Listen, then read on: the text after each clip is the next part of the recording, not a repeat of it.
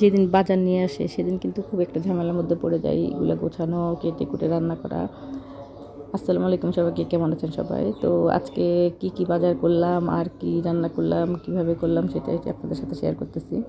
আমার যদি ভিডিওটা ভালো লাগে আপনাদের, তাহলে প্লিজ একটা লাইক করে ভিডিওটা দেখবেন। আর যেহেতু আসলে নতুন চ্যানেল মাত্র শুরু করলাম, তেমনভাবে কোনো কাজ করতেছি না। সামনে রমজান, অনেক ঝামেলার মধ্যে আছি কাজ টাজ নিয়ে। তো যতটুকু পারি আর কি আপনাদের সাথে ফাঁকে ফুঁকে একটা দুটা লং ভিডিও হয়তো শেয়ার করতে পারবো। তো আজকে বাজার করে নিয়ে আসছে, বাজারে বিভিন্ন রকম সবজি আনলো, তারপরে এখানে রুই মাছ আনছে, তারপর আড় মাছ আনছে, মুরগি নিয়ে আসছে, টমেটো খুললাম আর দেখলাম যে টমেটো তরকারি মাছের চাপে একটা টমেটো ফেটে গেছে। তারপরে সিম, শীতকাল আসলে শেষ হয়ে যাচ্ছে, তো শীতের এই যে মজা করে খাওয়া টাটকা সবজিগুলো,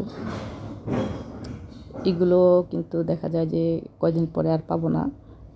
মজার যে খাওয়া দাওয়াগুলো আর কি, আসলে শীতকালেই কিন্তু মজার খাওয়া দাওয়া সবচেয়ে বেশি হয়। তো এই যে এখানে ফার্মের মুরগি নিয়ে আসছিলো, সাদা যে ব্রয়লার মুরগি বলে সেগুলো। আর সবজির মধ্যে তো অনেক রকম সবজি আছে, শসা, তারপরে টমেটো, কাঁচামরিচ, ফুলকপি, গাজর, মানে যা যা আসলে দরকার হয় আর কি। তো মাছগুলো আসলে কেটে নেব, কেটে তারপরে ধুয়ে পরিষ্কার করে নেব। এখানে কিছু রান্না করার জন্য নিয়েছি মাছ, সেটা আর মাছ যেগুলা। তো একটা টমেটো দিয়ে হাতে মেখে জাস্ট ঝোল রান্না করব। তো আমি হাতে এগুলো সব কিছু মশলা দিয়ে মেখে নিচ্ছি ভালো করে। আর বাজার আনলে কিন্তু দেখবেন যে এটা আমার ক্ষেত্রে না, সব মহিলাদেরই দেখবেন যেদিন বাজার আনে সেদিন কিন্তু এতটা ঝামেলা হয়, এক হাতে কাটতে হয়, এক হাতে ধুতে হয়, এক হাতে গোছাতে হয়, তারপরে আবার রান্না করতে হয়। এগুলো করতে করতে দেখা যায় যে সময়টা কীভাবে যে পার হয়ে যায় আমরা আসলে বুঝতেই পারি না। তো আমি এখানে আর মাছটা ভালো করে মেখে ধুয়ে একটু পানি দিয়ে বসিয়ে দিয়েছি চুলায়। আর রান্না করে নেব পালং শাক, যেহেতু পালং শাকও নিয়ে আসছে। তো শাকগুলো আসলে ফ্রিজে রাখলে দেখা যায় খেতে স্বাদের মানে টেস্টটা নষ্ট হয়ে যায়।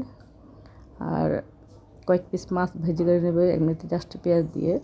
আমি রান্নার পুরো রান্নাটা আপনাদের সাথে শেয়ার করতে পারিনি, বললাম না যে যেই ঝামেলার মধ্যে এক হাতে মোবাইল ধরে রেখে এগুলো করা অনেকটা আমাদের জন্য মানে কঠিন হয়ে যায়। তারপর টুকিটাকি কিছু আপনাদের সাথে শেয়ার করার জন্য করলাম। ফাঁকে একটু আনারস মাখাও খেয়ে নিয়েছি এদিক দিয়ে। এই কাজের ফাঁকে কিন্তু এই যে টক জাতীয় জিনিসগুলো মেখে খেতে কিন্তু খুব ভালো লাগে। তো দেখুন আমার রান্না মোটামুটি সব হয়ে গেছে, এখন জাস্ট নিজে গোসল টোসল করে ফ্রেশ হয়ে জাস্ট খাবো।